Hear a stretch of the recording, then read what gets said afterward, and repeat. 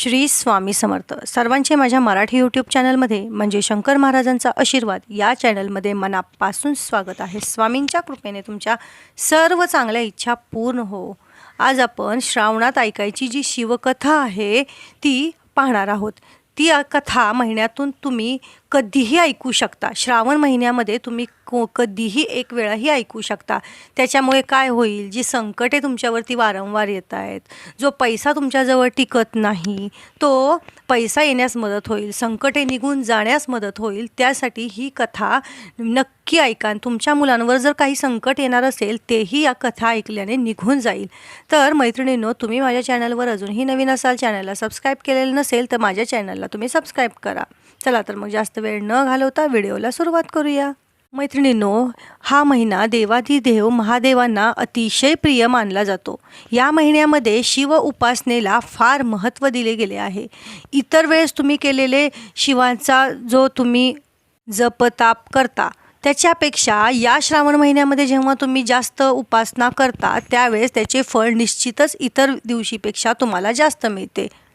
तर श्रावणात कोणी सोमवार करतात, तर कोणी गुरुवार, तर कोणी शुक्रवारचे उपवास करतात. खास करून सोमवार हा शंकरांचा वार मानला जातो. त्यामुळे भगवान शंकरांना प्रसन्न करण्यासाठी अनेक महिला व अविवाहित मुली तसेच काही पुरुष देखील सोमवारी उपवास करत असतात. श्रावणामध्ये शिव व पार्वती यांच्या पूजेचे महत्त्व ग्रंथामध्ये अधिक प्रमाणात वर्णन केलेले आहे. श्रावण महिन्यातील महादेवाच्या पूजेला खूप फलदायी मानले गेले आहे. म्हणूनच मैत्रिणींनो, आज आपण आपल्या व्हिडिओमध्ये श्रावण महिन्याची पौराणिक कथा श्रवण करणार आहोत. तर जर तुम्ही भगवान शंकरांची भक्त असाल तर ही कथा पूर्णपणे ऐका आणि कमेंटमध्ये ओम नमः शिवाय लिहायला विसरू नका. चला तर मग कथेला सुरुवात करूया.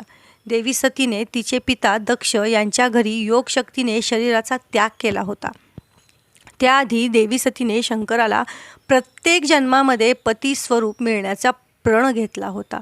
तसेच देवी सतीने त्यांच्या दुसऱ्या जन्मात पार्वती असे नाव घेऊन राजा हिमाचल आणि राणी मैनावती यांच्या घरात मुलीच्या रूपाने जन्म घेतला होता. पार्वतीने श्रावण महिन्यात निराहार राहून कठोर व्रत केले आणि भगवान शंकरांना प्रसन्न करून घेतले. त्यांच्यासोबतच विवाह केला. त्यानंतर महादेवांचा श्रावण महिना विशेष झाला आणि सर्व स्त्रिया हे व्रत करायला सुरुवात करू लागल्या इच्छित नवरा मिळण्यासाठी. त्यामुळे श्रावण महिन्यामध्ये कुमारिका सुयोग्य वर प्राप्तीसाठी हे व्रत करतात. श्रावण महिन्याबद्दल आणखी एक कथा प्रचलित आहे. एका नगरामध्ये एक श्रीमंत व्यापारी राहत होता. त्या नगरामध्ये त्याला धन, मान, सन्मान सर्व काही त्याला मिळत असे. तरीही तो दुःखी असायचा, कारण त्याला मुलबाळ नव्हते. त्याला नेहमी चिंता वाटायची की हा व्यापार, धनसंपत्ती पुढे जाऊन कोण सांभाळणार. म्हणूनच आपली पुत्र प्राप्तीची इच्छा पूर्ण व्हावी यासाठी प्रत्येक सोमवारी भगवान शंकरांचे व्रत आणि पूजा तो मनोभावे करत असे.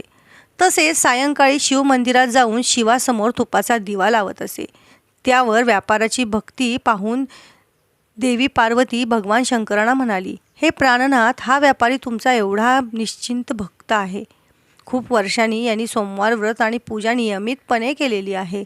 तुम्ही याची मनोकामना पूर्ण करा. तेव्हा भगवान शंकरांनी पार्वतीला स्मितहास्य करत उत्तर दिले की, हे पार्वती, या संसारामध्ये प्रत्येक व्यक्तीला त्याच्या कर्मानुसार फळ मिळत असते. पण पार्वती मातेने हट्ट धरला की तुम्ही त्या व्यापाराला पुत्रप्राप्तीचे वरदान द्या. शिवशंकर पार्वतीला म्हणाले की तुझ्या आग्रहाखातर त्या व्यापाऱ्याला पुत्रप्राप्तीचा आशीर्वाद देत आहे, पण त्याचा पुत्र 16 वर्षापर्यंत होईपर्यंत जिवंत राहील. त्याच रात्री भगवान शंकर व्यापाराच्या स्वप्नात जातात आणि त्याला पुत्रप्राप्तीचा आशीर्वाद देतात व सांगतात की तुझा पुत्र 16 वर्षेच फक्त जिवंत राहील. देवाच्या वरदानामुळे तो व्यापारी खूप खुश होता, पण मुलाच्या अल्प आयुष्याची चिंता त्याला सतत सतावू लागली. तो पहिल्याप्रमाणे सोमवारी विधिवत व्रत आणि पूजन करत राहतो आणि काही दिवसांनी त्याच्या घरी एका सुंदर पुत्राचा जन्म होतो. तसेच ब्राह्मणांना बोलवून त्याचे नामकरण केले जाते. त्याचे नाव अमर असे ठेवले जाते. जेव्हा अमर 12 वर्षाचा होतो तेव्हा त्याला विद्याभ्यासासाठी वाराणसीला पाठवण्याचा निश्चय होतो. त्यासाठी त्याचे मामा दीपचंद यांना बोलावले जाते. अमर आणि दीपचंद वाराणसीला जाण्यासाठी निघतात. वाटेत जिथे ते विश्राम करण्यासाठी थांबतील तिथे अमर यज्ञ करत असे, ब्राह्मणांना भोजन देत असे. असे करत एका नगरात जातात. त्या नगरातील राजा कन्येचा विवाह होणार असतो. ठरल्याप्रमाणे वरात आलेली असते. मात्र वर पित्याला एक चिंता सतावत असते. मुलाचा एक डोळा काना असतो. जर हे सत्य राजाला समजले तर तो लग्नाला नकार देईल. या चिंतेत असताना मुलांच्या पित्याची नजर अमरवर पडते आणि त्याला एक कल्पना सुचते की जर नवऱ्या मुलाच्या जागी अमरला उभे केले तर लग्न होऊन जाईल आणि लग्नानंतर अमरला भरपूर दान देऊन राजकुमारीला आपल्या घरी घेऊन यावे. ही गोष्ट त्याने अमर आणि दीपचंद यांना भेटून सांगितली. धनाच्या लालसेने होकार तर दिला आणि अमरचा विवाह सोहळा राजकुमारी चंद्रकेशी पार पडला. मात्र तिथून निघताना अमरला राजकुमारीशी खोटं बोलणं योग्य वाटले नाही आणि त्यांनी राजकुमारीच्या ओढणीवर लिहिले, राजकुमारी चंद्रिका, तुझा विवाह तर माझ्याशी झाला आहे आणि मी विद्या अभ्यासासाठी वाराणसीला जात आहे. तू ज्या नवयुवकाची पत्नी होणार आहेस तो डोळ्याने आंधळा आहे. तर हे सर्व जेव्हा राजकुमारीला समजते तेव्हा तिला हे सर्व समजते तेव्हा ती त्याच्याबरोबर जायला नकार देते. राजवाड्यात घेऊन जाते आणि अमर आपला मामा दीपचंद सोबत वाराणसीला पोहोचतो आणि गुरुकुलमध्ये विद्या अभ्यास सुरू करतो. पाहता पाहता अमरला 16 वर्षे पूर्ण होतात. 16 वर्षे पूर्ण होताच अमर एका यज्ञाचे आयोजन करतो. यज्ञ समाप्त होताच तो ब्राह्मणांना भोजन देतो व अन्न वस्त्र याचे खूप मोठ्या प्रमाणात दान करतो. सर्व कार्यक्रम पार पडल्यानंतर अमर आपल्या शयनकक्षात आराम करण्यासाठी जातो आणि भगवान शंकरांच्या आशीर्वादानुसार अमरची प्राणज्योत झोपलेल्या अवस्थेतच मावळते. सूर्योदय होताच जेव्हा दीपचंद अमरला मृतावस्थेत पाहतो तेव्हा त्याला खूप दुःख होते व तो जोरजोराने रडू लागतो. दीपचंदचा आवाज जवळून जाणाऱ्या शिव पार्वतीच्या कानावर पडतो आणि पार्वती माता भगवान शंकरांना प्रार्थना करते की हे प्राणनाथ, मला हे रडण्याचे स्वर सहन होत नाहीत. पार्वती माता शंकरांना म्हणते की या व्यक्तीचे कष्ट दूर करा. तेव्हा शिव पार्वतीला सांगतात की हा मृत मुलगा त्याच व्यापाऱ्याचा पुत्र आहे ज्याला मी 16 वर्षे आयुष्याचे वरदान दिले होते. तेव्हा पार्वती माता भगवान शंकरांना पुन्हा विनंती करते की तुम्ही ह्या मुलाला पुन्हा जिवंत करा, नाहीतर याचे माता पिता पुत्राचा मृत्यू झाल्यामुळे स्वतःच्याही प्राणांचा त्याग करतील आणि मुलाचे पिता तर तुमचे भक्त आहेत. तेव्हा भगवान शंकर त्या मुलाला जीवित होण्याचे वरदान देतात आणि काही क्षणातच तो मुलगा जिवंत होतो. विद्या अभ्यास पूर्ण करून अमर त्याच्या मामासोबत आपल्या नगराकडे यायला निघतो. जाता जाता ते दोघं त्या नगरात थांबतात जिथे अमरचा विवाह झालेला असतो. नेहमीप्रमाणे त्या नगरात अमर यज्ञाचे आयोजन करतो. तेथील प्रवास करत असताना राजा त्या यज्ञाचे आयोजन पाहतो आणि त्या क्षणी राजा अमरला ओळखतो व त्या दोघांना आपल्या राजवाड्यात घेऊन जातो. काही दिवस आपल्या राजवाड्यात ठेवून त्यांना वस्त्र आणि सैनिक देऊन राजा राजकुमारीला त्यांच्यासोबत पाठवतो.